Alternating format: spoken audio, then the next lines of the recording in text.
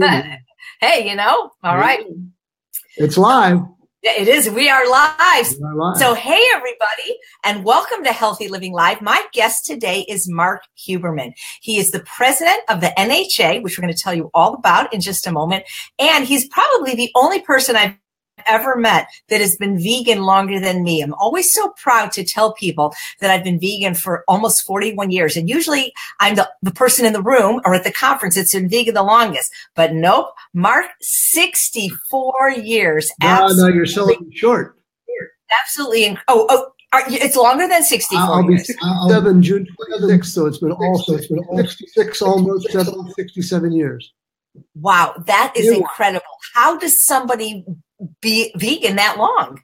Well, my parents raised me that way before people were even talking about the word vegan or vegetarian. Well, vegetarian, I guess, has been around. Vegan wasn't so popular back in 1951. But my parents had some health issues. And right around the time I was born, my father worked for a furniture store, and he had some health problems. My mom had some health problems. And they said, Max, there's a better way. And they took my parents to a lecture in Cleveland where Dr. Herbert Shelton and Dr. Gerald Benish were lecturing. And it just sort of, to some people, it's amazing how some people have to go through major health crises before the light goes off. And even then, they don't get it. Even then, they won't make fundamental change. But for my parents, it just clicked. It just sort of made sense.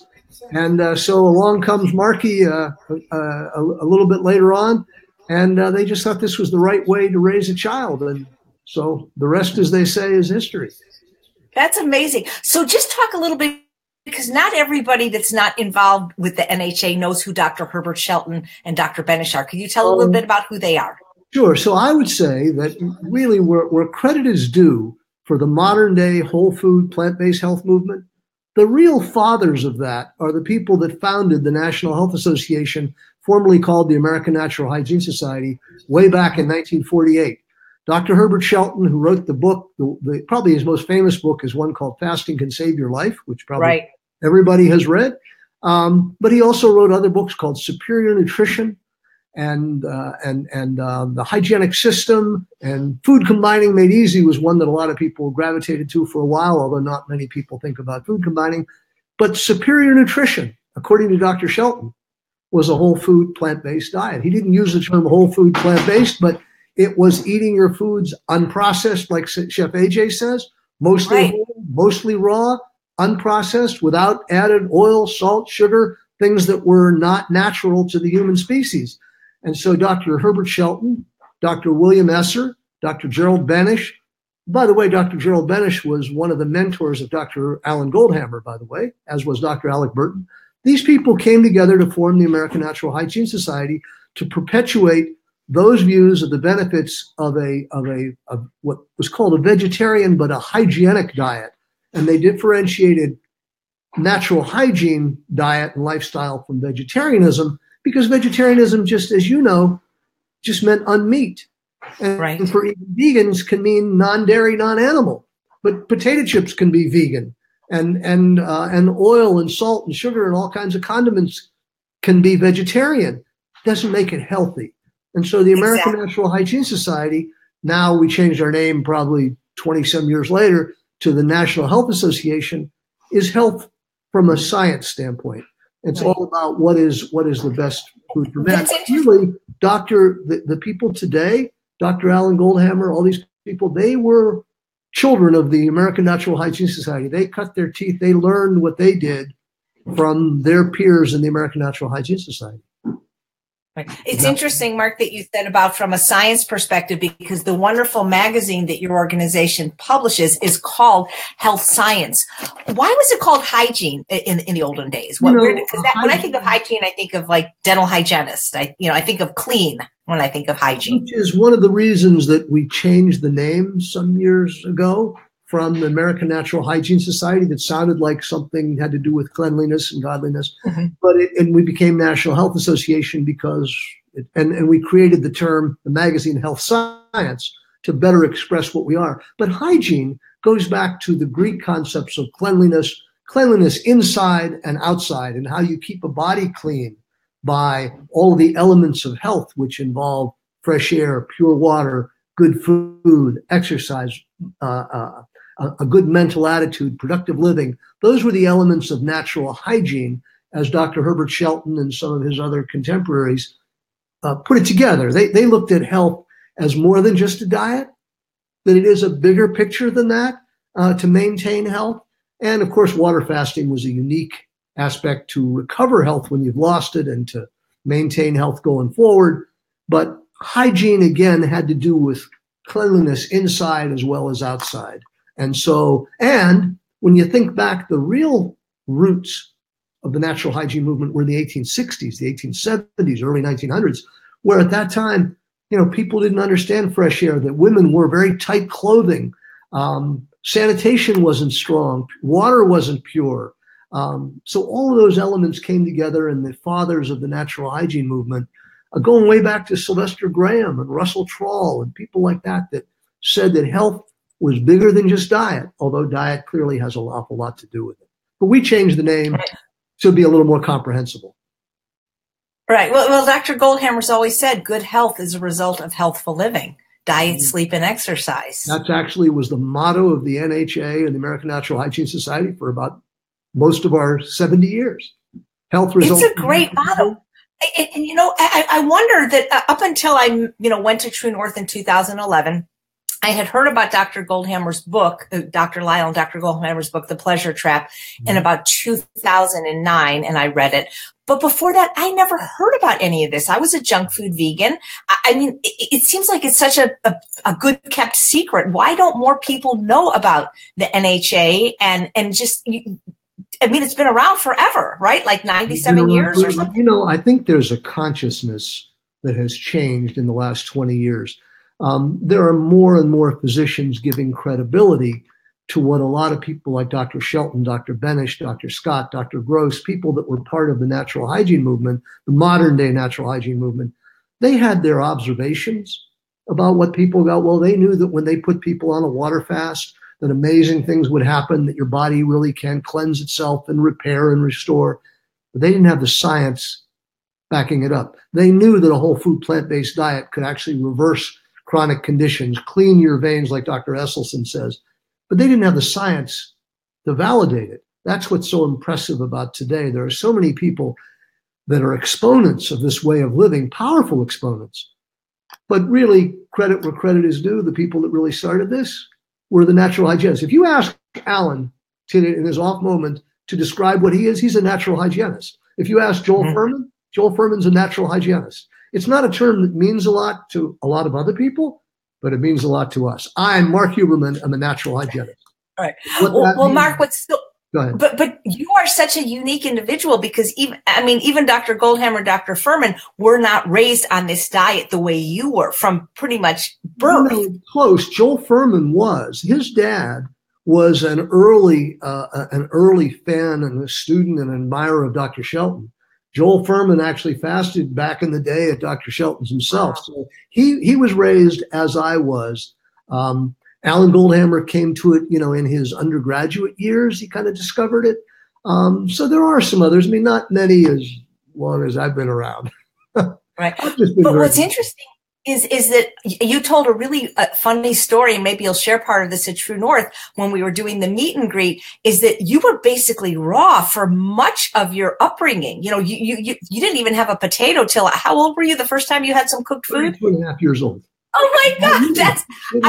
That's absolutely incredible. Amazement over that myself. I guess the way I look at it looking back is that, taste is a learned behavior. And to me, when you're raised on a salad every day and apples and cashews and mangoes and things like that, that's what you look forward to. I can't say that it was great willpower on my part. I just was never interested in a piece of pizza. I was never tempted by ice cream. I can't, I would be in elementary school and in middle school and in high school, and everybody would be doing their thing and I'd be doing my thing. And I don't know, I didn't really judge what they were doing. Later on, I think I understood a little more about how what they're doing was not in their best interest, the way they were eating and living and all that. But I've never been a judgmental person anyway about religion, about life, about who am I to judge. I just do what I do. And if people are interested in the way I live or the way I've been brought up, I'll be glad to tell them. But I really was raised on raw fruits and vegetables. That's all I knew. I loved it. I thrived on it. I had the good fortune of being raised without immunizations and didn't develop any of the diseases you're supposed to get for not being immunized. I didn't have a cavity till I was about 56 years old, filling once. And I didn't use fluoride toothpaste in all those years. And so I just consider myself really lucky. I've had great health, great vitality.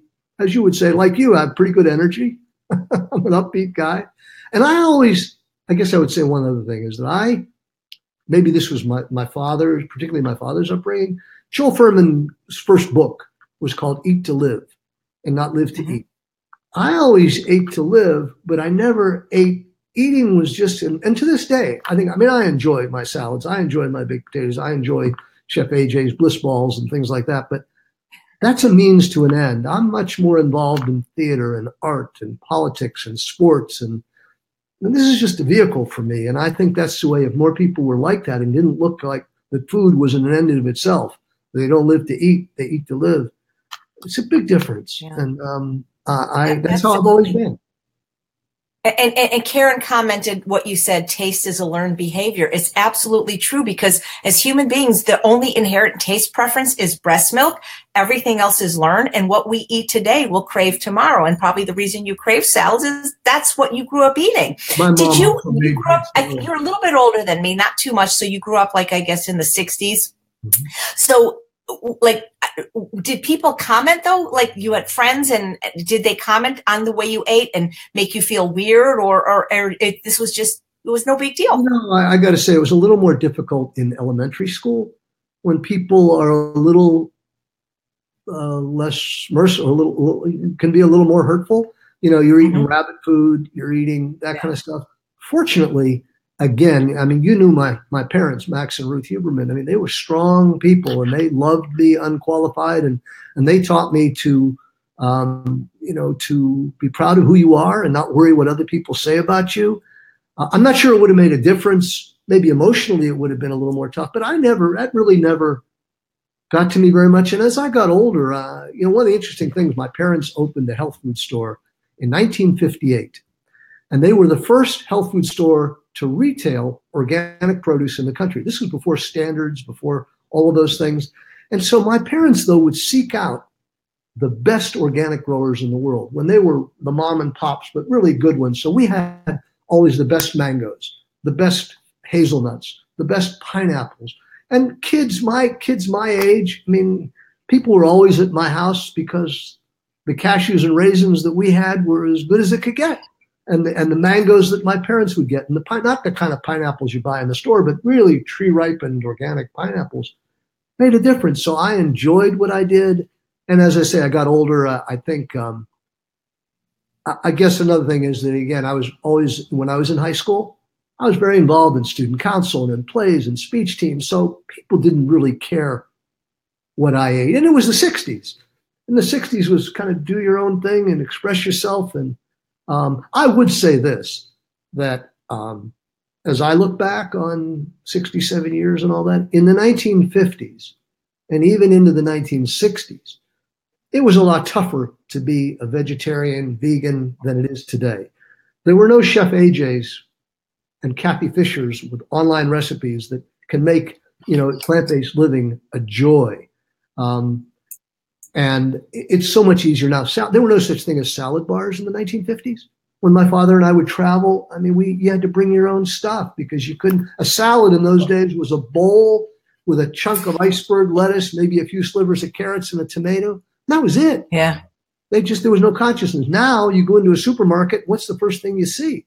The produce department is the biggest part of the store. It's massive. And the salad bars in almost every grocery store is there, let alone the Whole Foods and those kind of things. So it's a lot easier today. And I look back, I mean, when I think of my parents' mom and pop health food store in 1958, and now there's Whole Foods and, there were and these huge organic markets. That's exciting. We've come a long way.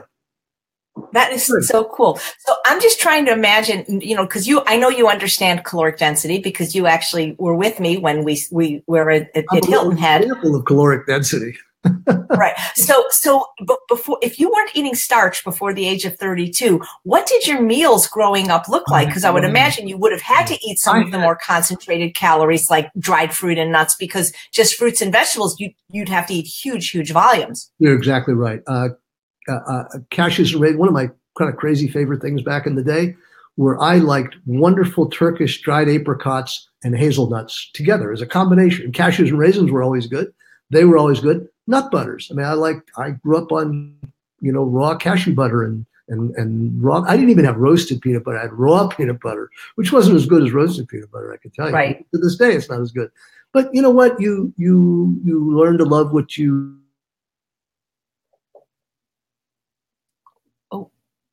Oh my, you froze. Oh boy.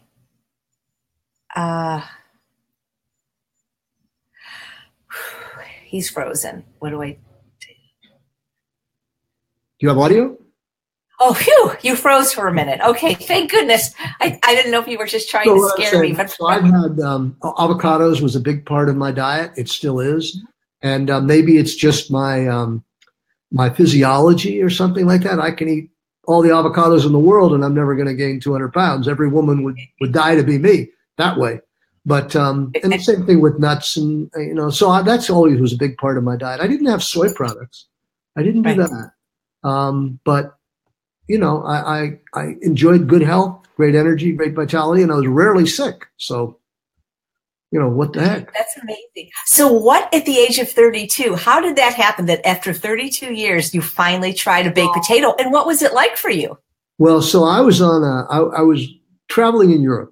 And I was in Greece and Rome, had a wonderful trip in Greece and Rome. And one day, we had a day trip from Rome to Sorrento, to the Isle of Capri, and then back to Rome. And I did what I always did whenever I traveled or whenever I went anywhere. I had a bag of apples and cashews and a banana and some things like that. And I just took my little brown bag with me, and that's what I did. On this particular day, very long day that started at 6 o'clock in the morning, I ran out. And there was no roadside stands and all that. So about 7 o'clock at night, we're wheeling back towards Rome, and we stop at this Italian restaurant. It was a very nice Italian restaurant, but there was nothing for me to eat. Even the salad was loaded with vinegar and oil and all this kind of stuff. But because I didn't eat a baked potato, because I didn't eat cooked potatoes or green beans that other people had, I was hungry. And I thought to myself, I've been around Alan Goldhammer and all of the other, and Dr. Alec Burton, and none of these people ever said that a raw food diet was necessary to maintain health. In fact, several people say it's actually hard to sustain vitality on an all raw diet. That wasn't my problem. But I thought, am I doing this because it's necessary? Or am I doing this because it's the only thing I know? So I kind of decided when I came home from that very hungry day that I'm not going to deprive myself any longer of at least, losing my virginity as to cooked foods. I came home and I decided that I would try some wild rice. That my mother made great wild rice, and I never got to eat it, but she did. Great wild rice, corn on the cob, baked potatoes. It's happened to be in the summertime. And so I did. And it's just kind of one of those, only for somebody like me would this make any sense.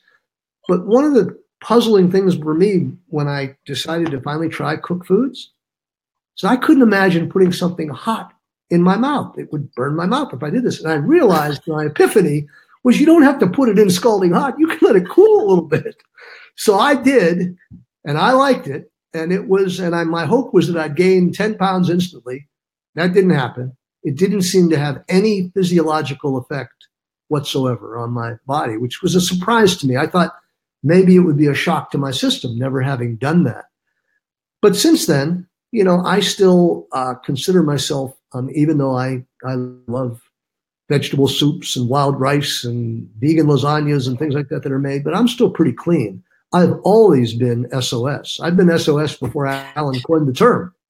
I can't say that. I used to use oil as a salad dressing before a lot more was known about oil. So when I was like 17, 18 years old and people were starting to talk that oil was really not a healthful thing, you can always do better. So I cut that out. And but I never use salt. I've never used sugar. I've never used any of those things. So I've been SOS always. And fortunately now, thanks to people like you and Kathy and Katie May, and there's wonderful, wonderful things. So my palate is much broader. And as my late great father would say, my cup runneth over these days, leading this diet that I've led my whole life to now be able to enjoy it so much more.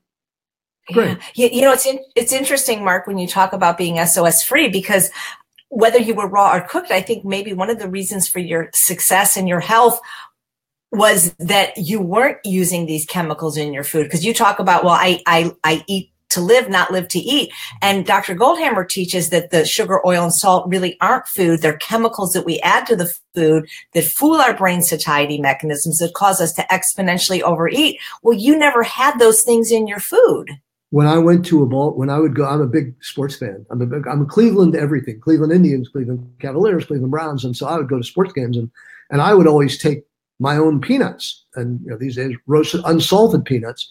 But I recognize that the reason they salt peanuts is that makes you thirsty. And then you want to have the pop and all those sort of things. That was never a problem for Mark Huberman. And but again, I come back to the thing that I have so much pride and personal satisfaction of, is that the natural hygiene movement that the NHA is now continuing. We got this. We knew this a long time ago. We didn't have the term SOS, but added oil, salt, and sugar wasn't part of it. Right. We didn't use your word unprocessed. We used your word unprocessed, actually, because that's not the way you should be eating. You shouldn't be. Mark, I've extended Dr. Goldhammer's acronym to SOFAs to include flour and alcohol, because I don't think we should be eating those either. So we have a couple of questions and comments I'm going to read to you because viewers are watching this live. Angela says, best guest speaker ever. Does he have a book? I don't think you do, but I think you need to write one. That's what. And be a speaker. Give your conference, which we're going to talk about. And Jessica wanted to know if you noticed any sluggishness when you went from raw to cook.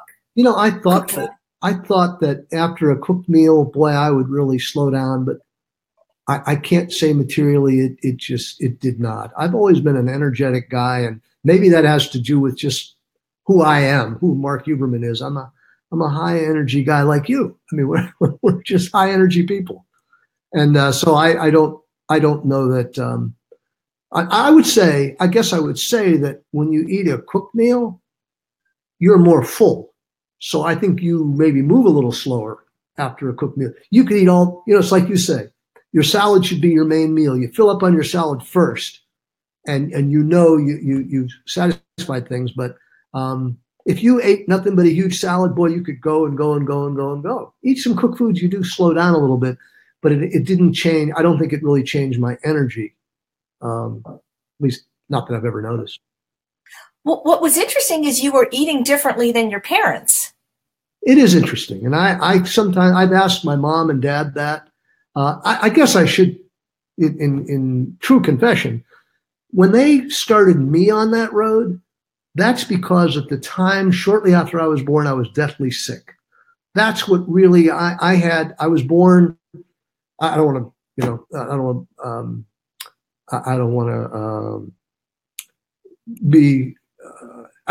to express this in morbid terms, but when I was born, my parents had just started living this way. I was born this 8-pound, 5-ounce, beautiful kid, but my parents didn't want to vaccinate me. They didn't want to put me, they didn't want me to have cow's milk and things like that. And the family, this is 1951, and the family put so much pressure on my parents at that time. They were going to call the health department. They were depriving my children. My brother was a little older. So I developed a condition called projectile vomiting, where I couldn't keep any food down. Almost died. I went from 8 pounds, 5 ounces at birth to about 5.8 ounces 6 months later. That was really bad. And that's when my parents had heard of Dr. Benish in Cleveland, took me under his care, said, look, just trust me. And I think he may have put me on raw goat's milk for a period of time, but just said, get away from the stress of everything that's done. And again, my parents were just new to all this. And to them, Dr. Shelton's hygiene diet was the pristine diet for humanity. And it got me through. And if it got me through, that was right for me. And even though they didn't do it, my brother didn't do it, they just thought it was right for me. And I survived. To use John McMahon's thing, I thrived. And here I am. But, looking back, I've asked my mom, how come, what did you think? You're making these beautiful wild rice and all these they weren't even vegan in the early days, but not me. Again, were you a fan of the original Star Trek? There's a great episode where Mr. Spock and his father are getting a blood transfusion, and his father had an Earth mother. And there's a line where he said, at the time, it seemed, why did you marry her? He said. And Mr. Spock said, at the time, it seemed the logical thing to do. So that's hilarious. I was just, I guess it's been my good fortune. Yes. Live long. Yeah. Well, so growing up, your parents had these cooked foods. You never wanted to taste the wild rice. It was just, this. It is what it is. It's just kind of was not what I was interested in. And I never. So unusual because you probably were satisfied with what you were eating. I was very satisfied. I think back, and I guess I do find it amazing that every day I would look forward to a salad for dinner and an avocado, and that was it. And every day would be a new day. Well, they say that we develop taste preferences for what we habitually eat, and you prove this to be true. So Caroline Goldhammer says that when people fast, it's a way of changing those taste buds. You break a fast, all of a sudden, romaine lettuce tastes different. You really tastes like vanilla. I don't know if you can change a lifetime like I have, but you can make a major change. You absolutely can. So Caroline asks if you ever eat gluten like whole wheat berries or whole barley. I don't, but I do have, I do, since I lost my cooked food virginity and all that, I do enjoy an avocado sandwich, and I'll use, Ezekiel bread, a sprouted, I like sprouted breads. They're a little chewier and all that, but I like Alvarado makes a really good bread. So, I do that, but I don't really worry about gluten or gluten, any of those things. I don't. Nice. I've never really. So now, I've also thought that people may not know this, but you're actually an attorney, right? That's your profession. I'm an attorney for 40 years and a magistrate judge for the last 30. I just retired. Family court. That's amazing. But you're also the editor of this amazing magazine called Health Science. And by the way, this just came in the mail yesterday, and there was an amazing article about my very first client, named Shada, who lost an extraordinary amount of weight. And a lot of people want to know where they can get the magazine in general, if they can just get this issue. And yes, you can just get this issue, but why not support such a wonderful organization and subscribe? So talk a little bit about what it's like to be a member of the NHA, what people get, because they get a lot more than this magazine. And tell people how to do it, and I'll type it on the screen right now. Sure. Well, the easiest way to sign up is online at www.healthscience.org. That's the easy thing. It's only $35 a year to be a member of the NHA. And for that $35, you get a subscription to Health Science Magazine, which comes out quarterly. And when you become a member of the NHA and you register online, you gain access to probably the last 20 years of Health Science Magazine for free, as well as copies of some of the classics of the natural hygiene movement, like Fasting Can Save Your Life, Health for the Millions. You can download them as ebooks for free on your whatever format you have for free. So it's a pretty good bargain. And what's unique about Health Science Magazine is that it's 40 pages. I think you can attest, Chef AJ, that it's as high quality as any magazine that's. Oh my God, it's amazing. And it even has a picture of Bailey this month. There you go. It even has Bailey. But it's 40 pages. Uniquely, no advertising, only articles on health. Every issue has a feature interview with some of the top people in the whole food plant-based health movement. The issue that you're holding has an interview with the legendary Michael Clapper. That's a feature interview that I do in each issue. It's incredible. The last issue had one with Neil Bernard. Everybody who's anybody in this health movement, as you learn not only their health philosophy, but who they are, where they came from, what they do in their personal lives and all that. And then every issue has a recipe section. This one you're looking at happens to be Chef Darshana, Forks Over Knives fame. She's there. You've been there. Kathy Fisher, Katie May. There's 5 or 6 recipes by one of you special people in every issue. There are testimonials in every issue by people like Shada. There's member spotlights. There's question and answers in there. There's a physicians list of physicians all over the country and all over the world who you can contact for this kind of way of living. And again, all of that for $35 a year. That's as good a bargain, I think, as you'll find anywhere. And it's my personal pride and joy. I really get a kick out of it. And Kathy Fisher, by the way, your very own comrade at True North and that teaches cooking classes of Straight Up Food fame, she is the copy editor of the magazine. So yeah, Kathy Fisher, I'm the executive editor. She's the copy editor, and we have a really great graphics person. And we have incredible contributors. It's really, and as a matter of fact, this is like a sneak preview of the issue to come. So if everybody wants to sign up right now, Chef AJ, we already did the interview when I was at True North's Extravaganza, so you're next. That's right. So this is the time to subscribe, guys. Oh, there's a lady out that's watching us. I don't know if you ever heard of her. Her name is Wanda Huberman. I've never heard of her. I've never heard of her. She's a True North success story, too. We've been married 26 years, and she's a pretty good vegan chef in her own right. And so that's a nice segue into the other big thing that the NHA does is we have a health conference. The NHA has been doing health conferences since 1948. This is our 70th anniversary. And if you look at the list of people on that schedule, Joel Furman, Alan Goldhammer, Stefan S, Anthony Lynn, Pam Popper, it would have been Chef AJ, but she has a conflict this year. So we took a race. But next year. But Asa Frey, Greg Fitzgerald from Australia, Joel Kahn, who just wrote the new book, The Plant-Based Solution. It's an incredible lineup. It's an incredible 3-day weekend, June 29th to July 1st, 2018 at the Cleveland Airport Marriott. And if people register today for that entire weekend, including your meals on Friday, breakfast, lunch, and dinner on Saturday, breakfast and lunch on Sunday, all of that, if you registered by today, by March 1st, it's $475. After that, it'll be, it goes up to $550. So you save $75 if you register today.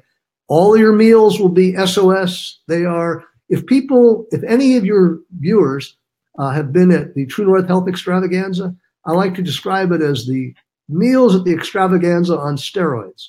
All SOS, your recipes, Kathy's recipes, Lisa Furman's recipes. You can eat to your heart's content and you'll be left to the red line, right? That's right.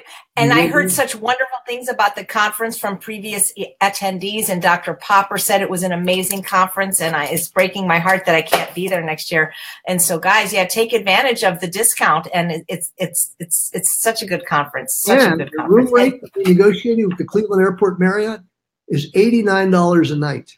And there's a free shuttle from the airport. It's like literally 2 minutes from the airport. It's a lovely hotel with as inexpensive. It's like the kind of rate you get at a college campus event. That's really beautiful.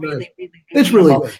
Yeah, I'm really. Sharon says it sounds like an awesome event, so maybe you'll go, Sharon. But even if you can't go to the event, everybody can subscribe to this magazine. $35 a year. Amazing recipes that you often don't see other places. Because I know that when I've contributed recipes to these weren't recipes that I had published anywhere else. Could people get back issues? That would be so fun. They can. They're available at $3 each plus the cost of postage, and I can send, I think, up to 10 in a flat rate envelope for, I think, $6.85. So $3 each for a back issue, and the flat rate postage is $6.85. And we have, we don't have back issues, a lot of them. The other thing people can do if they want is, since almost everybody shops on Amazon, if you want, you can make your Amazon Smile the National Health Association, so those pennies here and there go there. So, Tammy, the event is held in Cleveland at the Marriott, right? Cleveland Airport Marriott. Cleveland Airport Marriott. Yeah, right. That is terrific. Yep. And so, how many years have you guys been doing this conference? It says 70. Is our 70th anniversary. That's incredible. 70. And it is something. I mean, today the exciting thing is that you have a wonderful 3-day ultimate weight loss weekend in Las Vegas, right? Labor Day weekend, right? And you've been doing that for a couple of years. And there are the Plantrition projects and Forks Over Knives and the Esselsons have been doing wonderful conferences. Wonderful. I mean, they're the availability of to get this message and to enjoy weekends and meals and all that are great. The NHA This is where it all began with us. We've been doing it for 70 years. That's amazing. That's a pretty great legacy. And it's all been SOS before we knew the words SOS. So you were SOS free before it was cool. It was before it was cool, because the essence of the natural hygiene diet was that things should be primarily eaten in their whole, raw, unprocessed state. That's the essence of it. And the condiments, salt, sugar, things like that, these are stimulants, additives, coffee, alcohol. These are things that are inimical and foreign to good health. And these guys, the natural hygienists, kind of knew that instinctively. Now science has validated it. It's amazing. Every day is amazing.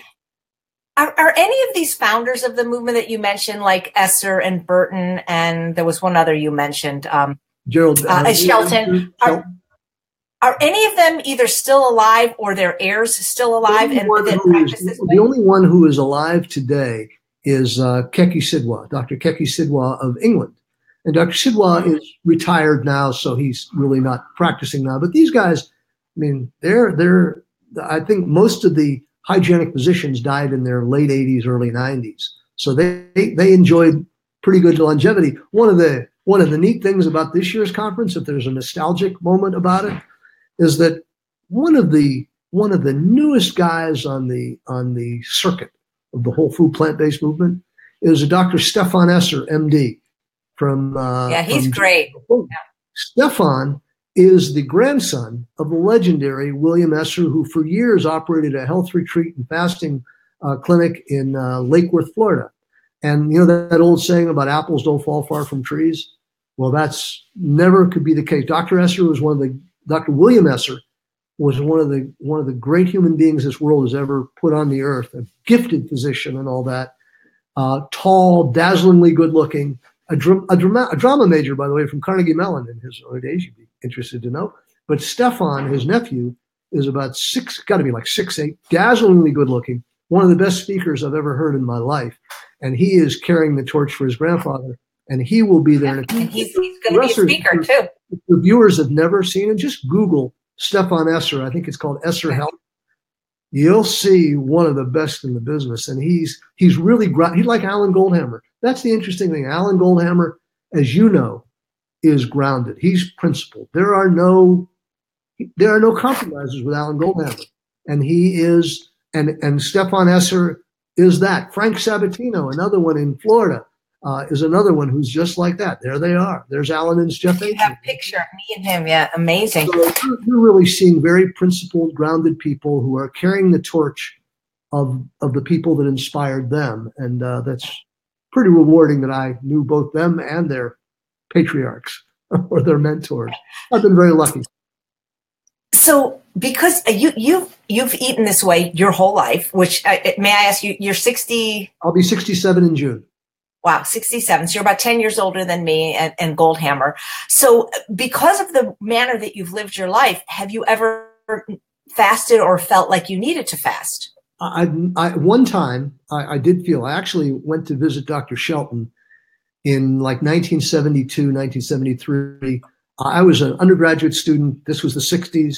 I was a theater major in school and very politically active. And he never slept in the 60s. He just kind of liked his stuff. So I was kind of running down, and I felt some like tingling in my legs and my arms, and I was concerned that this, who knows what this is going to be. So I've always wanted to see Dr. Shelton, so I thought I'd go visit Dr. Shelton's famous health school in San Antonio, Texas.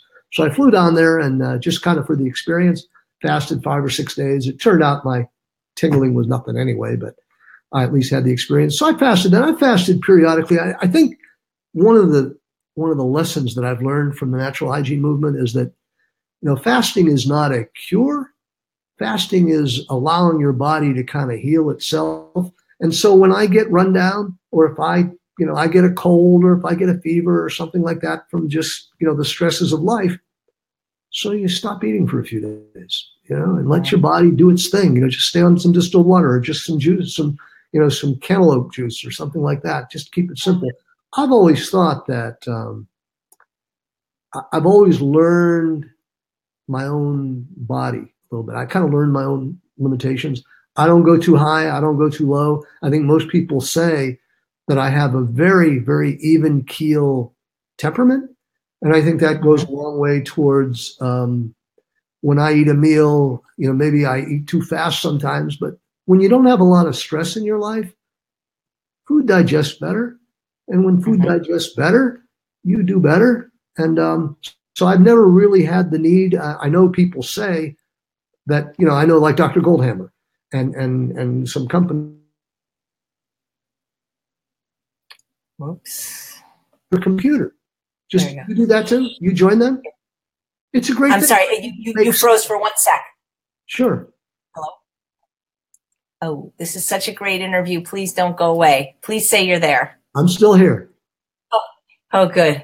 I'm sorry, Mark, I didn't hear you. You said something. Do I go somewhere? Yeah. Do you fast over Thanksgiving with Dr. Goldhammer and Dr. Lyle? Here's the thing. So I went there in 2011 with the intention to fast to get off psychiatric medicine, which thankfully I'm off now, thanks to Dr. Lyle. But Dr. Sultana wouldn't allow me to fast. And so then I got thin just from eating the way that Dr. Goldhammer says. And I felt like I guess now I'm afraid to because I'm thin, Me too. I don't have a lot of pounds to spare. And so I'll fast if I have to, certainly if I develop some kind of condition.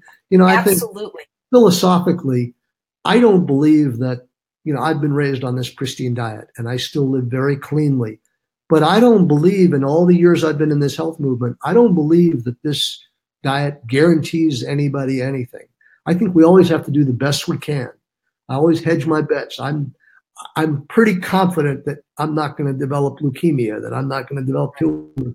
But there's no guarantee of perfect health. And if I develop some condition, some chronic condition, I'll certainly fast. I'll certainly give the body a chance first before I do anything else. And I think that's the essence of our approach to healthcare. It's a very conservative approach. See what the body can do first. Right. It's sort of like, I believe it was Dr. Kim Williams, the former president of the American College of Cardiology, who said, I don't mind that I'm going to die. I just don't want it to be my fault. And, your story's so fascinating. I hope you will consider writing a book about it someday, because I can't help thinking that, you say that you have an even keel. And yes, that's your personality. But I wonder the fact that you never were exposed to things like sugar or caffeine or alcohol that make people stressed and crazy. I wonder if that helped you develop some of, being who you are.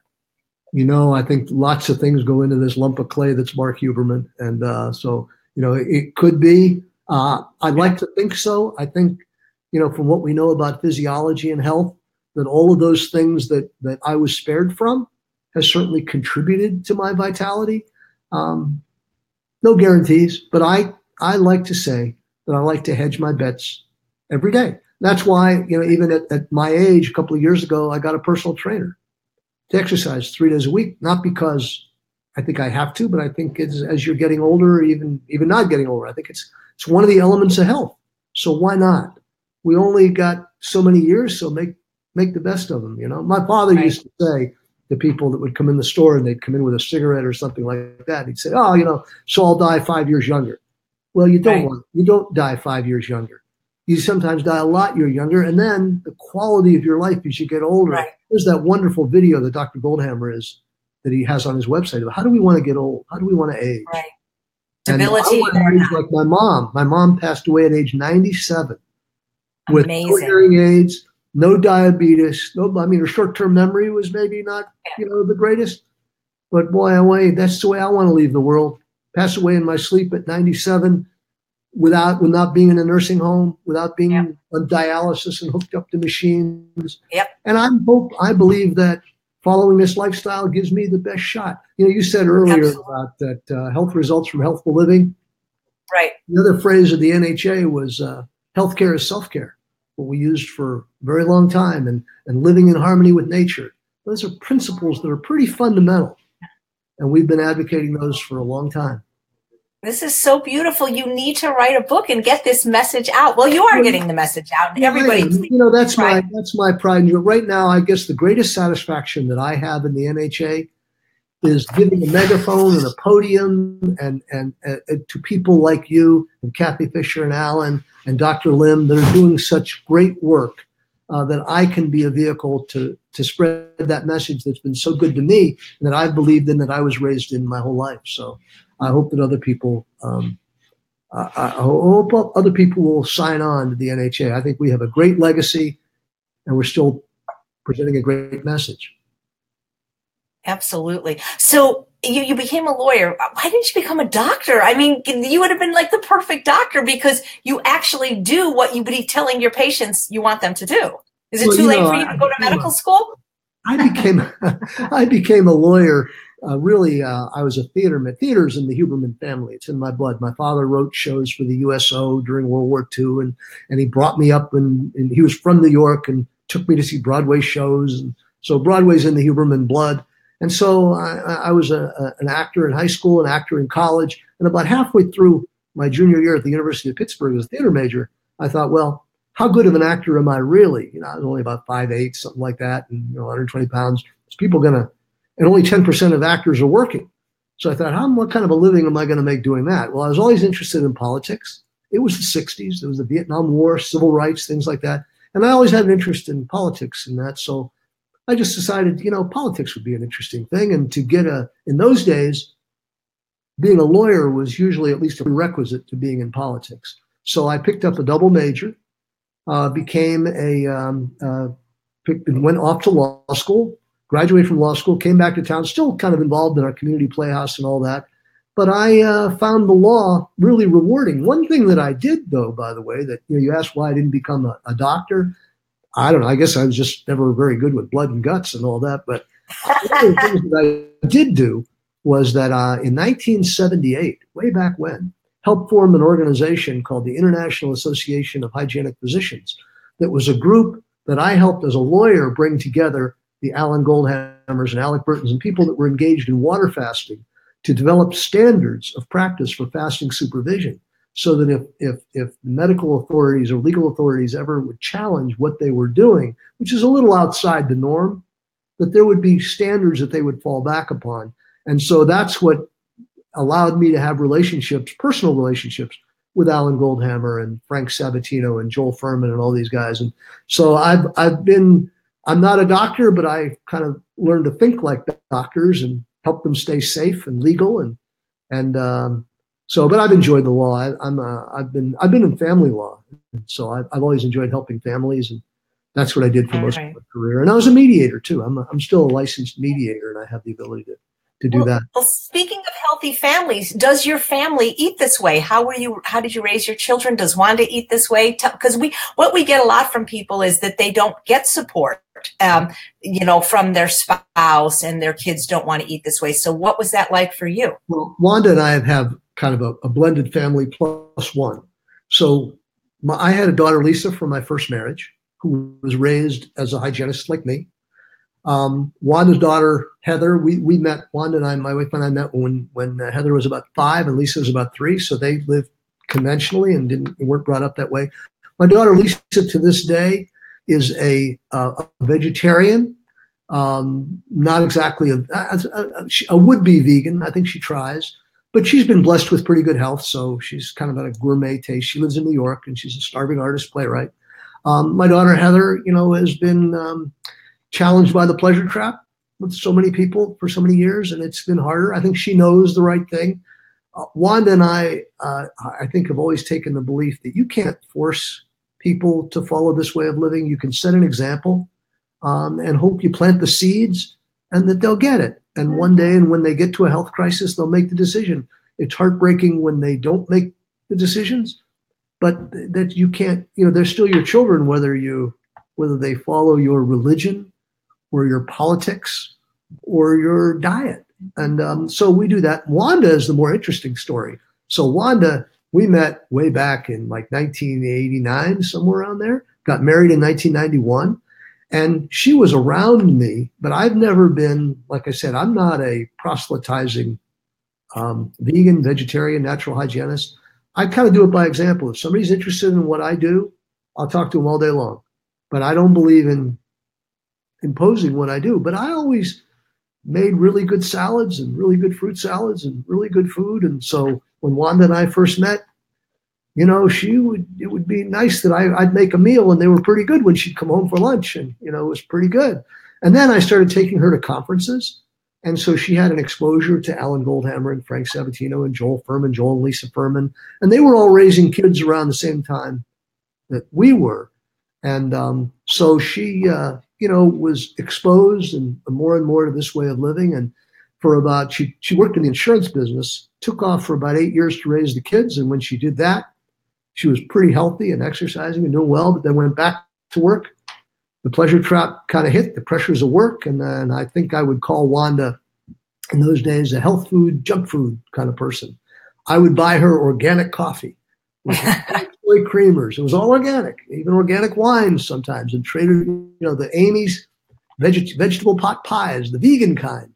But it was still health food, junk food, I think. So she went to True North. She's gone a couple times. And the second time in 2011, her story is written up in Health Science, so I won't go on to, I think in the fall 2011 issue, her story is there. But she just was working, putting on more weight than she wanted, and just decided one day, called Alan Goldhammer, said, I've been there before. I know what the right thing to do is, but I just need to stop. I might lose my job. I might do this, but she had a one-way ticket to. Pleased to say, I admire to say that she, there you go, there she is. Younger than when I met her. And she's probably a stricter hygienist today than I am.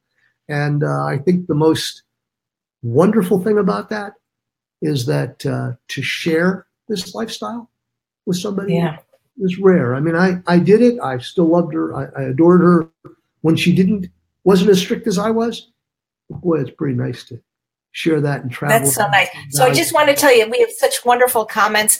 Angie saying, Mark Huberman is amazing. I could listen to him all day. And I want to apologize because when I was typing the website.com, it's healthscience.org where you need to go to subscribe, to be a member, and to get this wonderful magazine. And if people want to register for the conference, if they call, because today's the deadline to save $75, or if they just want to join and they don't want to use their credit card, or they don't want to do it online. Some people don't like to do it online. They can call me at 330-95. Let me type it. 330-953-1002. What's the last four digits? 330-953-1002. And I can sign them up right over the phone. I can register for the conference right off the phone. And maybe one of the coolest thing about this is that I get to meet really neat people and talking to them. Operators are standing by. We really are. Yeah. I came home today. Can I just give a plug, by the way? Absolutely. Wanda and I just spent the last 4 days in Fort Lauderdale, in Deerfield Beach, Florida, actually, where Dr. Frank Sabatino, one of Alan's contemporaries, who, along with Gracie Ewan and Frank and Alan, are the only people that offer water fasting in the country. Well, he's opened up a place called Balance for Life, Florida, in Deerfield Beach. And Wanda and I just went down there for 4 days. It's a True North mini program down there. You eat like a king, just like you do at True North. His son Colin is the chef, and it's phenomenal. And it's just a great place to visit. And if you want to do a water fast, Balance for Life is a nice option. If you don't want to go all the way out to True North or come all the way up to Ohio, and Frank Frank. If I had to say there are two peas in a pod, Frank and Alan are two. They even look a little bit alike, actually. Oh, wow. I see he's on the schedule. He's one of the only ones I haven't met. I look forward to meeting him. And maybe next year at the conference when you have me. You got to put him on. He's as articulate as it gets. What I was thinking is next year at the conference when you have me, maybe there could be an entertainment night, like a talent show, and you and I could do an actual number from Guys and Dolls, or maybe we could do the whole production, We almost did it at True North. I had to leave a day early. Absolutely. Now, you would be Nathan Detroit, so maybe we could get Dr. Goldhammer to play Sky Masterson's part, He could. So we're almost out of time, Mark, but what I want to know is, so like Dr. Goldhammer, like Dr. Furman, you've never smoked a cigarette, you've never had a drink of alcohol or a cup of coffee. Not that you want any of those things, but has there ever been something in your life like, because I talked to Dr. Morano about Gar, Dr. Goldhammer's son, and like what it was like, because he was raised the way you were raised. But in passing, maybe whether you were in Europe or just, have you ever seen anything like a cupcake or a Slurpee and said, boy, I sure would like to taste that? Never.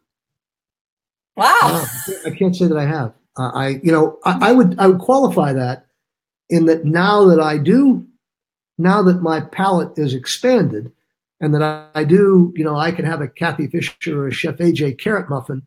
That's pretty good, and a carrot muffin looks like a carrot muffin. But I'm discerning about that, so I'll make sure that it's SOS. And I even, if there's a temptation, it's when I'm in a vegan restaurant and they say, oh yes, if I'm at the Candle Cafe in New York and they have their vegan, but I know that it's not SOS unless I make it or unless it's your recipe, it's not. And so I will resist the temptation. I got to qualify that, by the way, about alcohol. I can say that I did drink once, and I drank when I said my wife and I have 2 children and a third. We've had the privilege of raising my niece Liz since she was like 10, and I'm 10 years old, and she just got married, and she's a great kid, the whole package. She's got she just married a great guy, and I said that if I had the privilege of walking her down the aisle at her wedding, I would take a toast at her wedding. I did. And I had my first champagne. My hand was shaking, but I gave a great toast to her, and it was pretty good, I gotta say. But it wasn't like, okay, Mark, I'll see you at the bar later. That was a once-off. Right. It was a one-off. But it wasn't bad. I guess champagne's probably pretty light, I guess, compared to. Wow, that's incredible, and that's incredible that it didn't drive you to then become an alcoholic. It did not. I took 2 sips. Good. No, it didn't drive me to get alcohol. And I guess I got to say that back in the 60s, being raised in a time of drugs and marijuana and acid and LSD and all this, I didn't do those things. I didn't do them for the lifestyle. I did them for health reasons. I thought this was inimical. That's why I had no interest in it, because it was as wrong to do marijuana or LSD or anything like that, because it was a chemical, it was a poison you were putting in your body. I would no more do cigarettes than I would a marijuana cigarette for that reason. It wasn't that I was a prude or it just had no place in the Huberman diet. Yeah. And it shouldn't have any place in anybody's diet, as far as I'm concerned. With so many people, like in my ultimate weight loss program, or in life, suffering from these addictions to processed foods, whether they're vegan or not, and sugar, oil, salt, and people smoking and drinking, it's just easier if you don't start, It is easier if you, and maybe that's the Mark Huberman story. I never started. Yeah. So I never had to finish. I never. Oh my God, that's the name of your book. Mark, you have to write a book. People love you. That's the name of your book. Just don't start. Yeah. So did your brother, you mentioned you had a brother, right? I do. I have an older brother, Jeff, and Jeff is the College of Communication and Fine Arts at Bradley University. He's a very gifted director and now a dean at Bradley. And he was raised, but he was 4 years old when we started, when my parents imposed this kind of diet lifestyle on me. So he was already a victim of the pleasure trap, and he had the pressures of family members and everybody trying to give him, what parents didn't do. So it was harder, but as he was always a vegetarian, one of the things that allowed him to be a vegetarian was that he would always get the hives if he had chicken or fish. He would get hives. So that kind of helped. But late in life, he's 3 years older than me. And a couple of years ago, he had a little scare where he had, where he was typing some things and things just weren't coming out the way he was typing. And he found that he had like a blocked artery, it was like 70% blockage. That was a wake-up call for him. And he called Alan, and he's now SOS. And he was a vegetarian, but he used lots of nuts, lots of oil and stuff like that. That's no longer part of his diet. He's lost weight. He probably is healthier than he's been in his whole life. And so that's kind of a good news story that is part of the family too, that I'm pretty proud of. I'm pretty proud of him. Change is hard. Change is hard for people. Terrific. That's terrific. He made that change. Wanda made that change. I admire that. For me, it's nothing. For other people to do that, that's impressive. Right. Well, it is hard, but it's doable. It is doable. You know what? Can I just say one more thing? Of course. I think, you asked me earlier about whether I'm gluten, whether I pay attention to gluten or this or that. I've always thought, maybe easy for me, just because I was raised, but this is a really pretty simple diet and lifestyle. It's not very complicated. You eat a whole food, plant-based diet, broad-based. I've never worried about food combining. I've never worried about gluten. If you eat a whole food, plant-based diet, it's pretty simple. T. Colin Campbell talks about whole. Just approach a whole problem. You'll get all your vitamins and minerals. Where do you get your protein? Where do you get your calcium? It's not complicated. And the natural hygienists have known it. The pioneers of our health movement have known it. The Alan Goldhammers, the Frank Sabatinos, the Joel Furmans, they know it. Everybody wants, package it for me, tell me exactly what to do. It's not that complicated. It really is not that. My father used to say, my late great father used to say, if something has more than 5 ingredients in it, don't buy it. It's right. It's simple. It's simple, but not always easy. I would have loved to have met your parents. They sound like remarkable people.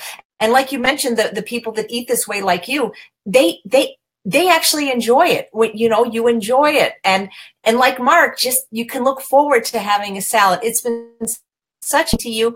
I could listen to you all day, and it was such a pleasure spending the holidays with you and Wanda. And everyone, please go to www.healthscience.org. Please support the NHA. Even if you can't go to the conference, for only $35 a year, you get this wonderful magazine. And I'm going to be in it next issue. It was so great having Wanda pop in. Mark, thank you so very much. And thanks to all of you for watching another episode of Healthy Living Live. I'm Chef AJ. I make healthy, taste delicious. And if you eat like Mark, you can live very long and healthy and prosper. Take care, everyone.